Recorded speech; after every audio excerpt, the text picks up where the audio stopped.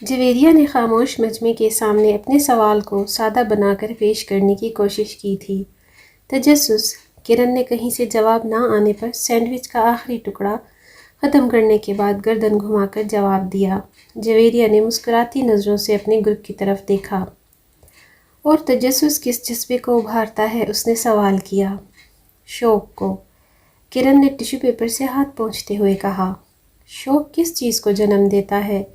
جویریہ نے سوال کیا۔ ارادے کو۔ کرن نے گرم چائے کا پہلا گھونٹ لیتے ہوئے کہا۔ ارادے سے آگے کیا ہوتا ہے؟ جویریہ نے سوالات کا سلسلہ دراز کیا۔ اب وہاں موجود سبھی لوگ ان دونوں کی جانب متوجہ ہو چکے تھے۔ غالباً محبت۔ کرن نے دوسرا گھونٹ لینے کے بعد کہا۔ محبت؟ جویریہ نے چونک کر کہا۔ It has come late, isn't it؟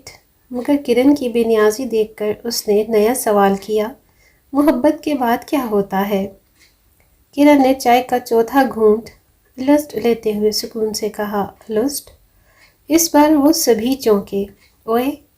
Javeria نے بھی چونک جانے کے بعد سنبھل کر کہا۔ اس سے آگے کیا ہوتا ہے؟ اب سب پوری لسٹ کی طرف متوجہ تھے۔ گناہ۔ کرن کو اب اس سوال کا جواب میں مزہ آنے لگا تھا۔ گناہ سے آگے کیا ہے؟ جویریہ نے ایک متوقع سوال کیا۔ اذیت۔ کرن نے اس کا جواب پہلے سے ذہن میں سوچا ہوا تھا۔ اور اذیت کس چیز کو جنم دیتی ہے؟ اب کی بار جویریہ کی بجائے سینئرز کے گروپ سے اسد نے پوچھا تھا۔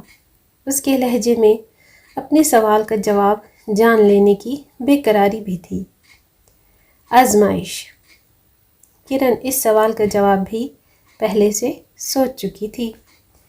آزمائش کیا لاتی ہے؟ جویریہ نے سوال کرنے میں جلدی کی۔ حساب۔ اف۔ جویریہ کو اس سوال کا جواب غیر متوقع لگا۔ حساب سے آگے کیا ہے؟ جسے مقدر بھی کہہ سکتے ہیں۔ ڈیسٹینیشن۔ کرن کے کپ میں چائے کا ایک گھونٹ باقی رہ گیا تھا۔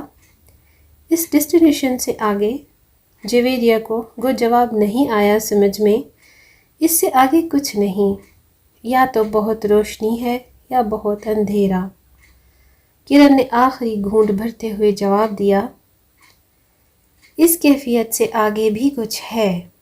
اسد نے بے صبری سے سوال کیا۔ اس سے آگے تقدیر کی آخری حد ہے۔ کرن نے کھڑے ہوتے ہوئے جواب دیا۔